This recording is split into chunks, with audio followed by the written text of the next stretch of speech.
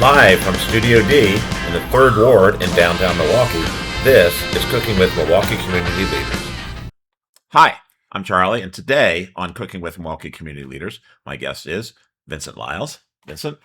Hi, Charlie. How are you? Good to see you. Nice to see you as well, my friend. So, Vincent is the Executive Director of Milwaukee Succeeds. Has been there since 2023. Throughout his career, he's had many awards and accolades. Some of the highlights include 2018 Badger of the Year by UW-Madison. 2016, you're recognized by the Milwaukee Business Journal, 40 Under 40 Hall of Fame. And I want to ask you what year you were 40 under 40. So we'll skip that one. Put it this way, black and white photography was the only thing was going on Probably. when I won. So. And 2015, you were recognized by Madison 365 as one of the most influential African-American leaders in the state of Wisconsin. So that's just a slice of a lot of the things you've done over your career.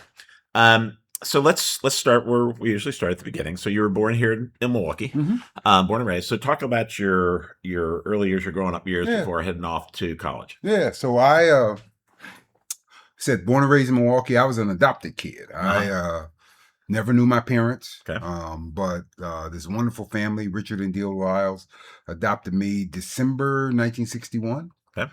And I was born in April of 61, adopted. See, now you just told your age. Yeah. And I'm very proud to be 65. Right, it's a nice round number, and I'm glad I'm here. Well, we're close to the same age, and you look about 10 years younger than me, so you're doing something right. But you're cooking all the time, so you're eating. So that's true. Okay. Both my parents were professionals. They had both. I was fortunate. I was one of the few that I later learned had both parents had gone to college. And they both met at Alcorn State down in Mississippi. They got to Milwaukee in the late 50s. And my mom was a school teacher, MPS, for 31 years. My dad worked for the post office just over here for about 20 years. Yeah, okay. Third shift guy, getting the mail bags ready. That basically was his job. And then another 20 years almost, he worked for Milwaukee County as a social worker. And I have a sister who's a year and 3 days younger than I am. And she too was adopted by the Lyles. And, we were very fortunate. All right. So you head off to college, University of Wisconsin-Madison, and get your undergrad in history, and then go on to get your JD at the law school there. Yeah. So talk a little about your educational journey and what you were thinking about as you were, as you're approaching going to work somewhere. Interesting. So I have my dad had a brother who was about almost 20 years younger than he was, and he used to come to Milwaukee every summer and work. And I remember my sister and he were sitting at the dinner table. My mom had made some food, and he came in and he was all sweaty and dirty. And I said, "Uncle Joseph, what do you do?" And he told me what he did for some factory here in Milwaukee. And I said to my sister, whatever he's doing, I don't want to do that. And it wasn't dismissive of him. It was just the grime and the dirt and all that kind of stuff. I thought, I'm not sure I want to do that. Right. So then I started thinking about, all right, from a professional standpoint, what are the options? And, obviously, because my mom was a teacher and dad's social worker, I looked at those as potential careers. But I also loved gangster movies and all that kind of stuff. Right. And, eventually becoming a lawyer was one of those things that, I saw in those shows, Perry Mason and Untouchables and all those kinds of things that came on television, and decided pretty early that I wanted to be a lawyer. Wasn't exactly sure how I was going to get there to do that. But when I went to Madison, there were two other guys that I met. One of them was a Milwaukee guy, David, who I'd known from way back. He had gone to junior high school, and then there was another guy named Tony who was from Ohio. The three of us were three peas in a pod. So if all of us were studying, or none of us were studying, that was it. Okay. But Tony was also interested in going to law school. So he and I bonded over that, and we pursued it a lot. We joined the pre-law club, and we, did the practice LSAT together. He ended up going to law school at the university. He and I became roommates, and then he ended up going to law school at University of Michigan. Okay. When I was at Wisconsin, and we're still friends. I talked to him last week, Even though he went to Michigan. even though he went to Michigan. Okay. And when I was an undergrad, and I enjoyed my time in Madison. I couldn't believe, kind of what went on there, because I was exposed, but I wasn't exposed. Madison brought kind of the world to my eyes. Mhm. And both my kids ended up going to Madison, Okay. and graduated from there. So I have great reverence for the university. There are some things that I wish were a little different about UW. And one of those is the fact that, from a percentage basis, the number of African American students at that campus are about the same as it was when I was there in 1979. And to me, that's a travesty. Right. It's a great university. It's one of the great land grant universities in our country, and more kids of color should be able to take advantage of that. Now, your overall numbers are bigger, right? But the school's bigger too. Right. And Percentage standpoint you're talking about. yeah. So you graduated, then you get out into the world, and you had a varied and extensive career at a lot of interesting places. Advocate Aurora Health, BMO, which is M&I Bank, which is now BMO Harris, the Boys and Girls Club, and I'm missing something. Anyway, so talk a little bit about your early career preceding your journey to Milwaukee Succeeds. Yeah. So I had gone to law school. Ended up going to law school. That's why I went. I had got an opportunity to work in the DA's office here in Milwaukee County. Really, really enjoyed that experience, because it was true courtroom experience. It was literally, I was 3 weeks in and did my first trial. And Mike McCann, really gave the young assistants a lot of discretion. So it was a great learning ground for me, and I got a chance to meet a lot of people, and thought, well, this is great, right? Because you get to, you need to know people in the courthouse. Right. And that went well. But I had also been in law school. John had started his first year, same time I started my first year. He left and came back in 1988 one day and said, hey, you be interested in working? And I thought, well, hell yeah. Anyway, I go work for John. That started in 1990. And I worked for him for about 5 years. The first job was the minority business coordinator for the city. The work was challenging. So left 2 reasons. One of them, the primary reason, was I met my wife in 1989. Unfortunately, I had a colleague from law school who was working at Robert Baird. And he reached out. We used to share Bucks basketball tickets together. He said, hey, you should come talk to Baird about working there. And I'm thinking to myself, well, I don't know anything about finance. I'm a history major. He said, no. They hired me. I didn't know anything about it either. And Tim Wilkinson is his name. And, forever in debt to Tim, because it opened my eyes to a whole new world. And I worked at Baird for 11 years and traveled the state of Wisconsin. You should drive like 30,000 miles a year all over the state. And but I've been to every school district. I've been to all the little taxing entities in the state of Wisconsin. I'd be in some places where there are more deer than people. But it was all part of the job. And Baird was a great company to work for. So, it was Baird for 11 years. And opportunity at M&I came up. You mentioned M&I. Mm-hmm. M&I was again, another stalwart. Didn't know much about banking, but they had an opportunity through what they call the Community Development Corporation, which essentially operates like a tax shelter almost for M&I, with tax credits. And they had secured some New Markets tax credits, which allowed for some more affordable housing options to be built. And what was neat about it was, Charlie, is that we had this whole array of bankers who were going out hustling deals, both for commercial deals for the most part, housing and commercial real estate. And what was nice about it was we were doing this all across Baird's footprint.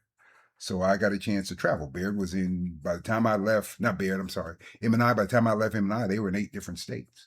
So it took me around the country, met a lot of neat people, got a chance to see some really cool things come to life in places like not Seattle, St. Louis, Kansas City, Minneapolis, obviously here in Milwaukee. But it was a fascinating experience, particularly in the sense that you mentioned the BMO transition. Mm-hmm. So that happened. The announcement was made December of 2010. I got a call from my boss saying, hey, this is going to happen. And the final close date, I want to say, was July of 2011. And I thought, okay, well, we'll figure this out. And the Boys and Girls Club 2011. Is Tom. Hey, Tom, how are you? Hi, nice to meet you. Good. Nice to meet It's you, Vincent. Sir. Nice to meet you. Nice to meet you. Thanks for being here. Oh, So B&G, I was not a B&G kid, but I obviously knew of B&G. It has a 100-year history in Milwaukee, one of the first to open outside of the East Coast area. And this who's who of board members, and the work that they were doing was impressive. And Jim Clark, who had preceded me, so Jim and I were friends, and he said to me, they're looking for a business guy. And I said, well, okay. And so I interviewed, and it went fine. I mean, this first interview is like the first date. You just talk about yourself. I can do that. And I got ready for the second interview, Charlie, and had to, I paused. I was like, oh, this job is too big. I don't know if I can do this. But, and I remember calling a recruiter saying, yeah, I don't think I'm the right guy for this. And she said, no, you're the right guy. Said they wouldn't have called you back if you weren't the right guy. Right. So getting hired by them was a transformational opportunity for me. I'll stop there for a second and, kind of catch my breath. But it was truly transformational for me because it was on a bigger scale, and a scale that, I hadn't envisioned for myself. Right. And then, so 2023, you move over to Milwaukee Succeeds. Mm-hmm. And so talk a little bit about Milwaukee Succeeds in its work in the community, and it's actually the place of this in our community. Yeah, no, Milwaukee Succeeds is when I was at B&G was when I first got exposed to Milwaukee Succeeds. I want to say around 2012. And, it was pretty ambitious, right? We're going to try and convene the entire educational ecosystem. And as anyone knows about Milwaukee, I mean, not all those players play well together in the sandbox. And I give Ellen and others a lot of credit for trying to bring that all together. And I remember going to some of those meetings, be 100 people in the room. And, conversations going left and right. And then all of a sudden, Tom Baird would show up, and everybody goes, all the eyes are turning. What are you going to do, Mr. Mayor, to fix this thing? Right? But it was, it was truly ambitious. And I think one of the best things that happened for Milwaukee Succeeds, however, was about 2019, Mike Lovell got together with Ellen and others and kind of narrowed the scope, narrowed the focus, really tried to zero in on what the most important things were that Milwaukee Succeeds could. Mike Lovell's president of Marquette University. Yes. And great guy.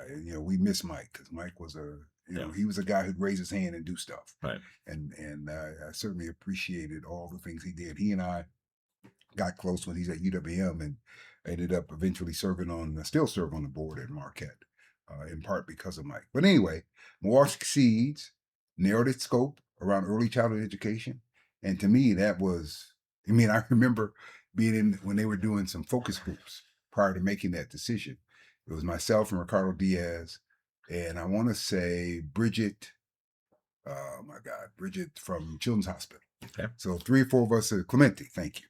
3 or 4 of us were in the room, and we talked about early childhood education as being the place to go. And I remember saying part of the reason is the place was, as I was coming up, I wanted to be a basketball player too. I told my dad I was going to UCLA. It'd be like Kareem Abdul-Jabbar. He's like, you ain't going to damn UCLA. That ain't going to happen. So, but what John Wooden, the Hall of Fame coach, Right. talked about was if you're going to be a good basketball player, you have to have good feet. And what he really meant was you have to have a good foundation. And that's what early childhood education does, is provide kids with a good foundation. Once you have the foundation, you can go to any school, right? Yeah. Arguably, there's some teachers that you get who inspire you in a different way. There's some kids you might see, blah, blah, blah. But if you walk into that school at age 5 and you can't spell your name, you can't take care of yourself physically, you're going to be challenged for a long time, right? It's going to be that extra effort that's needed. But the work around early childhood education in Milwaukee is absolutely necessary because it's a dysfunctional system. Right. But Milwaukee Succeeds is trying to stake a claim or stake a flag in the ground around access to quality, the shortage of teachers and the lack of pay that teachers get, and then just making sure that people understand the value of early childhood education. I think personally, a lot of people say, of course, I get it. Yeah, I take care of my kids. My grandma, does all that, right? But it's more than just care. It's also around sparking imagination. It's also around helping kids learn about self-control and emotional control and how they interact with others, right? Because a lot of kids, if they're, the only kid in the family, and nowadays kids, American families are smaller, right? Back in the day when you had 8 kids, well, the 7th one taught the second one. I mean, that all worked out. But, things are a little different now. And that ability for kids to get some exposure early on, I think sets a great way to them to succeed later in life. It's never a guarantee, but you got to start somewhere. And the ECE is definitely. Hence the name Milwaukee Succeeds. Exactly. Hence the name Milwaukee Succeeds. And going strong, we've had, what I like to say is a modicum of success over the last several years in terms of getting data and research out in the community, letting people understand the issue, and people are grasping that. We do a lot of community engagement. Just yesterday, we had our monthly ECE Coalition meeting where we gather people from the ecosystem and bring them together and help them learn about the issues that are going on. They teach us more than we teach them, right? Because it's an open agenda, right? We solicit information from the coalition members about what they want to talk about, and then we bring it forward. That work, along with some of the other things that Milwaukee Succeeds has done with our high school kids, I think has been pretty rewarding for me, and certainly gives me a lot of hope about what Milwaukee can be.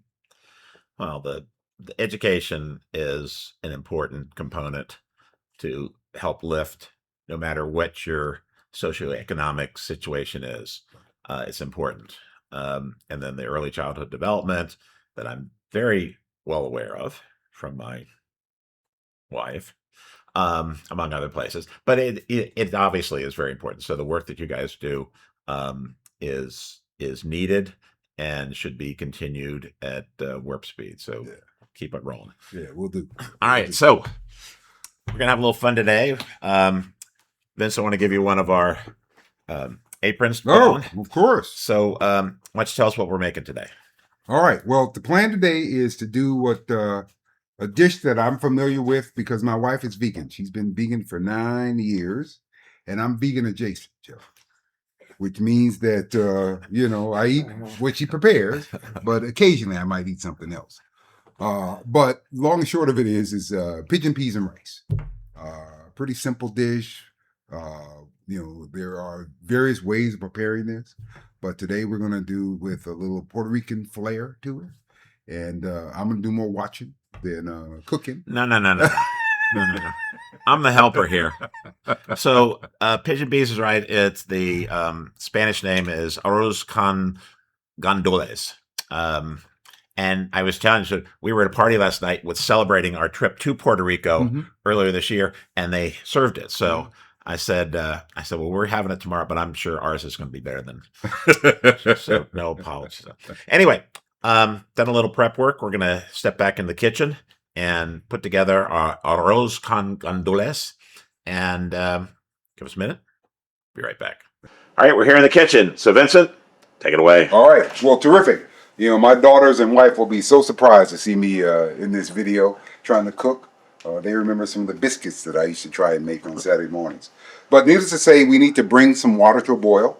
So we've got about a cup and a half of water. Actually, we're using veggie broth. Veggie broth to give it a little extra flavor. And as you can see, It's boiling. it's boiling. So that was the goal here. And as we bring that to a boil, we're going to then mix with our blender several items. Some Cubanelle pepper, some chopped cilantro eventually will become a part of that, some minced onion, we've got some garlic, we've got oregano, salt and pepper obviously, Right. and canned tomato sauce and some sazon. All right, so we're gonna. This is the sofrito, which goes as the base of the flavor for this. So we're gonna just put everything in the blender. Yeah. So we got the peppers first, Peppers are right here. right? All right. So it's gonna go in just like that, and then the that packet of green is onions, garlic, cilantro, Cilantro. and that's all just going right in. Yep. Alrighty, and then got a little can of just plain tomato sauce. Tomato sauce here. Terrific. All right, that's going to go in. All right. All right. So we've And your sazon. And our sazon here. You know, as all of you know, this is a tremendous opportunity, right, to see how food is prepared. Most of us spend a lot of time just eating it and not recognizing the work that goes in. So my hat's off to people who prepare food because that is not an easy task. So we've got all of this ready for our blender. And a little oregano. And then I we're think. going to add a little bit of oregano. Right. Just to, For guys, we don't measure. yeah, exactly. So, all right. Pretend like we know what we're doing. That's right. All right. So we're getting ready to blend all this up. All right. All right. All right, so we're going to put a little olive oil. Got a little olive oil going in. Like 2 tablespoons. Oh. All right, so the sofrito is going to go into. Our boiling pot. All right, it's going to go into the boiling water. Look at that red color, folks. That's pretty amazing. All right, so that's the sofrito and our veggie broth. All right. Let that come to a slight boil. So you got stir it, let it heat. It's already Yeah. pretty hot. This is coming together, Charlie. Look out, family. It's coming together. All right, so put in a little black pepper. I love black pepper. There we go. My wife is not a big spice person. Good for you. That's what we call Tommy spice. It's salt, pepper, garlic, onion, and garlic powder. So I don't have to put anything else in there. How do we get the name Tommy around it, you know? Yes, my friend Tom Garvey, and why don't you put the pigeon peas in while we're Okay. looking at Pigeon peas, we've washed them and Right. gotten them all fresh. Oh, they look delicious, though. Look We're at putting in 1, 2, 3, and fourth one. Perfect. 4 bay leaves, Perfect. And then we've got our couple jasmine rice. and the olives too. Yeah. So this is really coming together, folks. Look at that. There we go. So All olives. of this is everything, and then we've got a. One of the guys we were with last night, we were making this dish, Mm-hmm. doesn't eat olives. Wow. So he doesn't eat, don't want any olives on anything. Wow. Uh, Great. And he was the priest who was the leader of this troop. It's a trip that you took. Yes. So we're going to let this come to a boil, Okay. which it already is. Already And is. then we're going to, Slice our avocado. right, we'll slice our avocado. So be right back to show you how to do that. All right, so Vincent's going to do it. So yeah, go down and then pick it up and just roll it around. Yep. Yep. Bethany, you be proud of me. There we go. And then you should be able to just twist it off. Okay. There you go. And then you take your knife and you go Yep. and Lift it out. twist, and that's it. Okay. All right. Yeah, just So put it up Charlie, at the so up at the top, Up at the top, and just and pull come this through way. all the way down to the skin if you can. There you go, and then lift it up. Here, let's. Oh, lift it up. There you go. Yeah, There we go. and this will just Create slices. Perfect. and you can do that Easy one. as that. Yeah, it's a fun little tool. Exactly. Think about the person who invented this thing. All right, They, pull through. they save people a lot of time. All right, mine's a little sloppier than yours, John. Oh, looks good.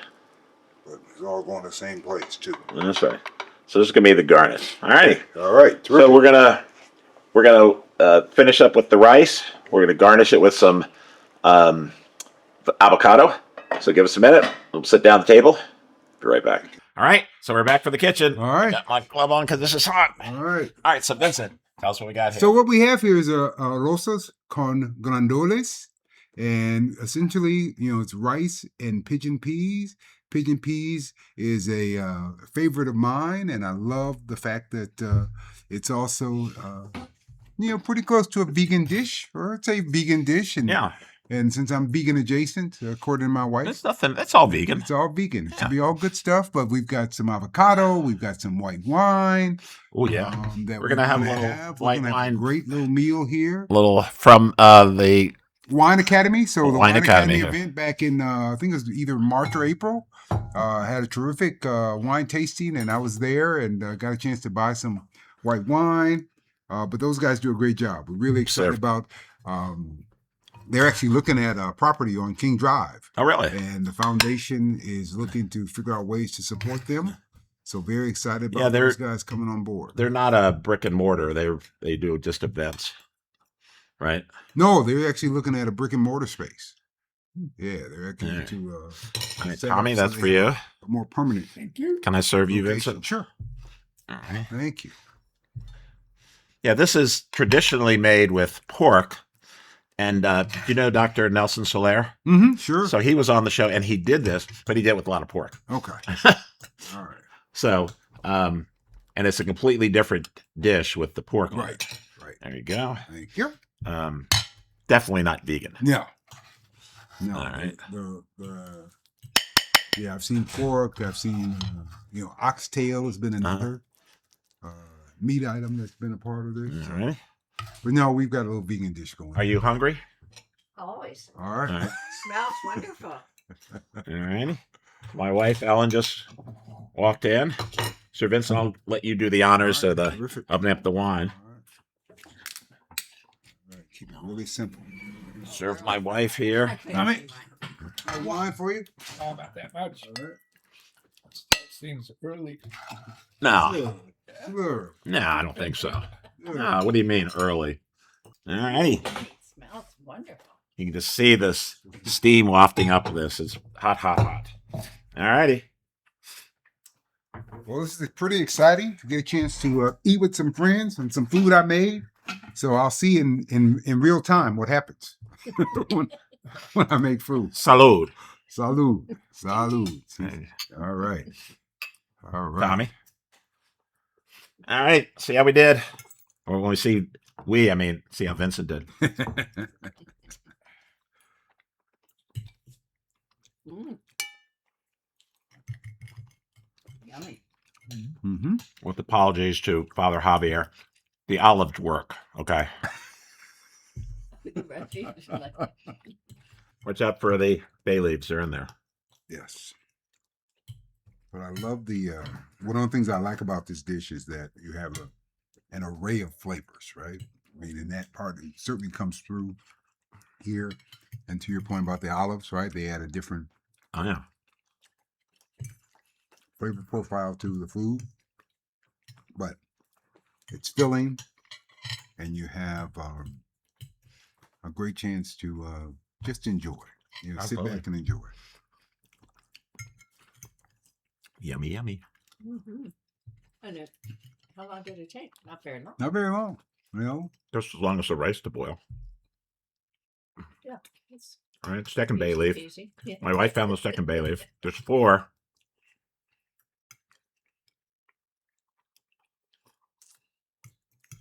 All right, one more bite. all right.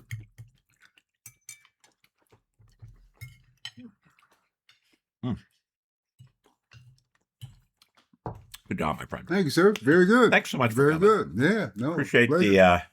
your time this morning. Yeah. And appreciate the work that you're doing at Milwaukee Succeeds. It's a great community presence. Hopefully continues to show results. My wife just stole my water. She didn't want any wine. She just took my water. So my continued success at Milwaukee Succeeds. So, and thank you all so much for supporting Cooking with Milwaukee Community Leaders. Each week we talk to one of our community leaders. We talk about what's being done in the community, the positive things that are happening, trying to make our city a better place. And we go back in the kitchen and we cook something, and we eat it. Yeah. Terrific. So until next time, thanks for watching. Thank you. Thanks so much for supporting Cooking with Milwaukee Community Leaders. We hope you enjoyed this episode, and we'll see you next time.